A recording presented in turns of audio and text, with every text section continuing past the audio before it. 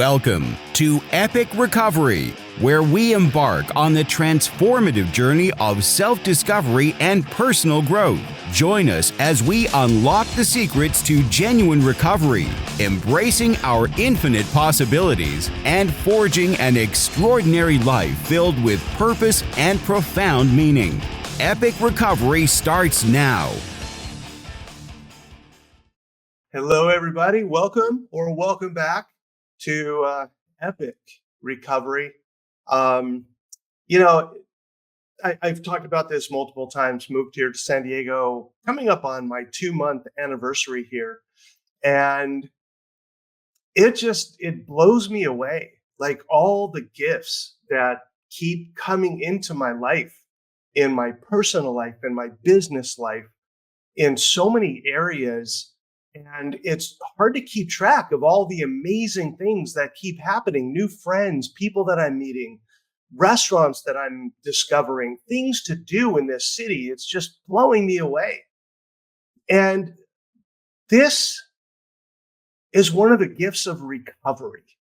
I've watched a lot of people who are sober and, they still struggle with so many things in their life. And it's sad for me to watch because I want to shake them and say, don't you see that if you really embrace the darkness that's within you and look inside and confront your fears, confront your anger, confront the trauma that led you to be where you are today. Yes, it's scary. Yes, it's hard. Yes, it brings up a lot of anger and other feelings. But man, once you clear it away, I remember the days when I used to think, man, if I start crying, I'm never going to stop. And you know what? I did. I cried for a long time. And the sadness was, little 7-year-old Randy was so sad, and 5-year-old Randy, and up to 12-year-old, middle school was so difficult because part of my issue is that I have ADD, but I wasn't diagnosed until I was 50 years old. Because back when I was growing up, it just wasn't diagnosed. So what I kept hearing all through middle school and high school was, what's wrong with you? You're so smart. Why can't you just get your work done? Just sit down and do your work. And I remember thinking, I don't know how to do that. It doesn't work for me. I sit down to do my work and like my brain is static. It's like, and it's almost impossible to really focus. Now, I've met people who have ADD and they're able to get work done and feel motivated and overcome that. And maybe there's like a spectrum of ADD, just like there is with other things like depression, anxiety, autism, different things. There might be a spectrum with ADD, and man, I am at the far reaches, severe case of ADD. And unless I'm medicated, whenever I'm going to do this episode, I make sure that I do my ADD meds like an hour before I do this so that I can focus and concentrate. And you know this, if you've listened to my episodes before, I'm still all over the place. My mind races all the time. And it used to be really frustrating for me, but most of the time it's not anymore because I've just accepted that this is a part of who I am. It's just part of me. And I love it for what it is. I accept it. I acknowledge it. I kind of feel like a puppy sometimes. My brain is like puppy brain. And it's like, ooh, what's that over there? Oh, let's go over there. Oh, wait, I'm talking about this over here. Oh, okay, let me stay here. Or I'll be having a conversation with someone and I'll see something out of the side of and it bugs me. It's like, I know I need to keep eye contact because I want this person to think I'm listening, but oh my God, what is that over there? Whoa, yeah, yeah, okay. And I might, and I've done this before, it's like I'll move a little bit so that I have better eye contact with what it is I want to see. Oh, I'm so distractible. And that's why, especially in my business, I find people to help me that are good at keeping lists. And they also have learned to just laugh at my ADD, like, oh, Randy, I sent you that email a week ago. Can you please take a look at it? I'm like, oh, geez, sorry. And it's just part of who I am. And the friends in my life just accept it. And most of them laugh. My family members have a more difficult time with it. And they still want me to change and they want me to conform and be how they want me to be. And it's like, that's just not me. And that's kind of an issue for me right now is how to navigate that. But I'm doing the best I can. I'm doing my best to be patient, tolerant, understanding. But sometimes it's difficult. But for the most part, I just accept me for who I am. And when I do that, life is a lot better. And the gifts just keep on coming. There are some things that are in the works right now that I'm not allowed to talk about. My team is like, Randy, don't talk about these yet. We're not ready to unpack it. We have some things that need to happen first before we put these things out there. So I'm not allowed to tell you, which is kind of funny. This is back to 7-year-old Randy. It's like, I have a secret, but I can't tell anybody. So it's pretty funny that that's what's going on right now. But you know what? If you shoot me an email, randy@randyhaveson.com, and say, hey, whatever these things are that you have coming up, I'd love to know about them. And I'll put you on the email list. And as we release them, you'll be one of the first people to know. Let's go back to the gifts of recovery. The beautiful gift that I've received is that I leave myself alone. I used to be so self-critical over everything that I did. Nothing was ever good enough. All those not good enoughs that I heard from teachers and parents, people earlier in my life that made me feel like I had no self-worth. I had no self-esteem. I would put on an act and a mask for everybody to be who you wanted me to be, because I knew if you really saw who I was, you weren't going to like me because of all the criticism that I had before. So I put on the mask and I was everything you wanted me to be. I was funny. I was the life of the party. I was, all the things that I needed to be. And I was like a chameleon, depending on which situation I was in. When I was with my family at an event, I knew how to dress well and be in that situation, or go to a nice restaurant. Don't put your elbows on the table here. Or I'd go to a casual restaurant. Yeah, you can put your elbows on the table here and you can be dressed in jeans and a t-shirt. And whatever the situation was, I was the chameleon and I fit in. One of the things I realized in my recovery is that I had changed my colors as a chameleon so many times that I forgot what my real color was. When I entered recovery and started exploring who I was, I had no idea, because I had all these different masks that I would wear depending on whatever the situation was. So I didn't know who the real Randy was. The cool part was it was whoever I wanted it to be. And I realized that I wanted patience and tolerance and understanding and accepting people for who they were. And if they were different from me, I didn't have to immediately shut that out. I used to be misogynistic, ooh, look at that chick. Ooh, I could really get into that. And I realize now, oh, how demeaning. And when I hear people say, ooh, look at that chick, when I hear that now, it's like, that is not a baby chicken. That is a human being. And that person deserves respect and not to be talked to that way. And I stand up for people now. But in my sobriety days and in my using days, I was horrible. I thought that my worth depended on how many girlfriends I had, how many women I was sleeping with, how many beers I could drink in one sitting, how many shots I could do, how many different drugs I could do in an evening. That's how I judged who I was. And that's what I wanted people to see. And you know what? It was killing me. And even in sobriety, I never sexually assaulted someone. I'm very proud of that, because I know a lot of guys that had to make amends for those situations. And I never did that. I was accused once, but I realized that, she had some pretty severe issues. And I actually talked to her and I said, do you remember when you said no? And I said, okay. And I stopped and I talked to you. It's like, are you okay? Can I help you out in any way? And you just sat there, cried, and it's like, do you want me to give you a hug? And you said no, and I was okay with that. Do you remember any of that? And she said, yeah, you know what? I do. I'm like, whew, okay. So that was something I never did, but there were things that I wasn't proud of and things that I did need to make amends for, and the way that I treated people and the way that I talked to people. And I'm not like that anymore. And today I accept you for who you are, no matter what. I'm a huge ally of the LGBTQ plus community.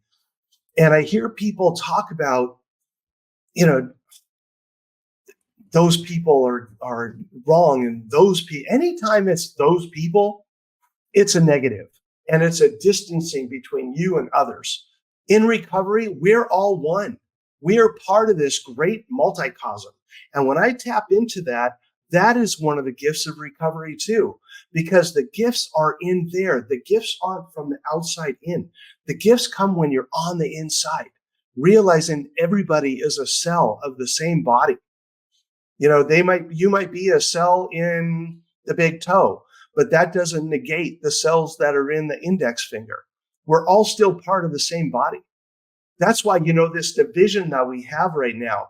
And, my perspective is there's this perspective of greed and contempt and negativity, and the world's coming to an end unless we win. And if we don't win, it's rigged. And if we win, it was real. And I don't want to operate that way. It's kind of like being at a football game and your team doesn't win. And the coach of the team is like, it was rigged. The officials didn't do it. We didn't really lose. We won the game. And it's like, no, the officials saw the replay. And actually, there was a convention of officials, and there were 60 officials who looked at the replay. And every single one of them agreed that you did not win the game. The other team won the game. Not 58 out of 60 or 46 out of 60. 60 out of 60 said, no, it was not rigged. No, you did not win the game. You lost. What would you say if someone still said, no, we won the game? It's like, dude, come on, you lost. And part of recovery is accepting our failures. And I have had plenty of failures in my recovery. And some were more difficult to get over than others. Some were really difficult to get over. And it took me months, sometimes years. There was one in particular, it took me years to get over. And still, as I think about it, it kind of stings a little bit. So there's still a piece there. But I've learned how to move beyond it and to not let it continue to weigh me down. Because the gift of recovery, and one of my favorite promises of the 12-step program, you are going to know a new freedom and a new happiness. And the cool part in recovery, that keeps happening at different levels. Like the happiness that I'm attaining, the peace, the freedom, man, the freedom that I have today to live my life any way that I want to live it. And I don't do it at the expense of others. I don't push anyone down in order to make myself feel better. It doesn't happen because I realize we're all doing the best we can with the tools that we have. And a lot of us have a whole set of tools. I remember when I was doing the recovery house that I used to run, the sober living place, one of the things I would tell the residents, and I tell people in early sobriety, recovery gives you a complete buffet table of tools and options and things to enjoy. Why just nibble off of one corner when you have the entire buffet table to choose from? But I watch a lot of people in sobriety. It's like, no, I'm just going to stick to this little part here. It's like, okay, dude, fine. That's more for the rest of us. But once you embrace recovery, the entire table opens up. Man, it is a feast unlike anything you know. And for those of you in recovery, and this is kind of, you listen to this or watch this because it's a reaffirmation of what you already know. The feast is amazing. We can gorge ourselves. physically, mentally, emotionally, spiritually, and it's never ending. There's this old joke um, about the alcoholic who was walking along the beach, and all of a sudden they looked down, there was a bottle, and he rubbed the bottle, and a genie came out. And the genie said, "Thank you for freeing me from the bottle. I am here to grant you 3 wishes. What would you like?" And the alcoholic says, I like a bottle of whiskey that never empties. And the genie said, "Here you go." And the alcoholic took the bottle and drank half of it in one gulp and looked at it, and it went whoop and filled back up. He went, "Wow." And he took another big swig and drank half of it, and it filled back up. And the genie said, "There's your first wish. You have 2 more wishes. What would you like?" And the alcoholic said, "I'll take 2 more of these." Yeah, I know. When I first heard that, I cracked up. But see, recovery is the same way. And you have that bottle of gifts and joy and freedom and happiness. It's all in one bottle. It's the most incredible mixed drink you're ever going to have. And you can have as much as you want. Take that swig, drink half the bottle, and it fills back up. And here's the cool part about it. Here's what happens. First, you get a cup. Here's how recovery works. You do the work, and you get this little cup of freedom and happiness. And you drink it, and it fills back up. And you're like, whoa. And then you start to realize that the more work I do and the more gratitude I have, the cup gets bigger. And then it gets bigger and bigger and bigger. And until it becomes a keg. And then it becomes like a hot tub. I mean, the pool that I'm swimming in of gifts, of recovery, and it keeps getting better and it keeps getting bigger. I start my day, every day, on my knees, talking to the universe, saying, "Thank you for the gift of another day. Show me what I can do to be of service today. And please help keep me out of my own way." And those are the things that I focus on. First thing in the morning, that's what I tell myself. And I get up and I have my day. And today I woke up, I'm like, I get to do my podcast episodes today, my YouTube shows. I always get excited when I get to do these because I love it. And my view is, I still to this day don't know if anyone's watching these. I don't know. I'm hoping. I still haven't had any comments or emails or anything from people who are watching. But the thing is, I'm thinking one day somebody will. And that person will get something out of this. So that's pretty exciting for me. And that's why I do this. Being of service means I do it for the act of giving, not to see how many people is this going to reach? What is it going to happen? And is it? No, because then it starts getting into ego. And, my philosophy is if even one person gets something out of this 5 years from now, it was worth doing this. So that's kind of my philosophy. I'm just putting it out there. And all I can do is share my experience, my strength, and my hope with the people that are out there to let you know that if you grasp these concepts of recovery and not just being sober, you will know freedom and happiness at levels you had no idea you could achieve. People ask me all the time, "Are you happy all the time?" Oh my God, every time I see you, you're so happy. And it's always the same answer. It's like, not all the time. No. I probably have about 10 bad days a year, 10 days where I'm sad, I'm despondent, maybe angry, frustrated. And I just wake up just feeling, ugh. It's like that Five Finger Death Punch song, a little bit off. And I just feel a little bit off. And on those days, I don't put on a smile to people just to be happy. I've done the mask thing. I don't do that anymore. And people are like, "Hey, Randy, how you doing today?" It's like, "Yeah, I'm having an off day today." And some people are like, "Oh my God, you?" I'm like, "Yeah, me. I'm allowed to have an off day."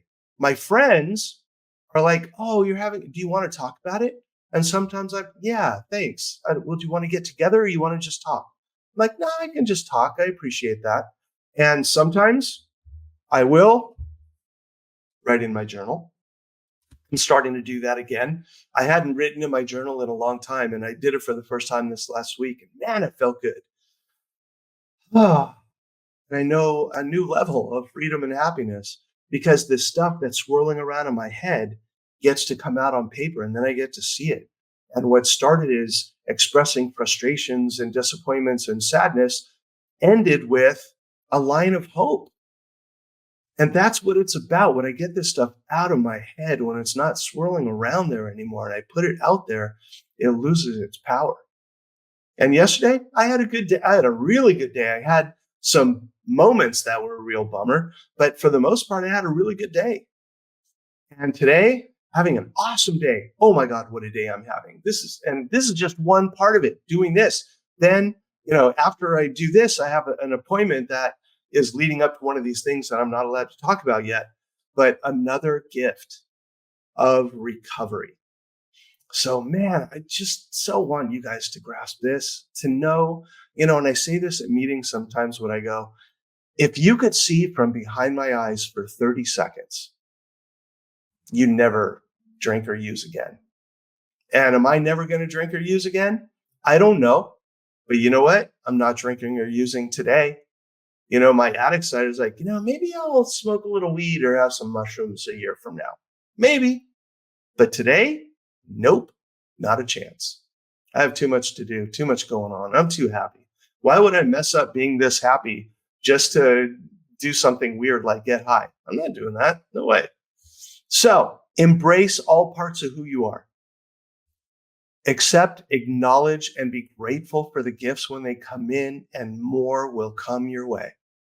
It's, for the next week, until you come back here next week, start your day with 3 things you have to be grateful for. And see what happens throughout your day. See what happens. So, thank you for tuning in. I so appreciate you being here. I hope there are people there. And if you are, you keep going, man. This road is phenomenal. And I wish you all the best. And hopefully I'll see you here next week. And until then, take care. Bye. Thank you for joining us on Epic Recovery. Remember, every obstacle you overcome is a testament to your heroic spirit. Conquer your fears, unlock your potential, and write the epic tale of your life's journey.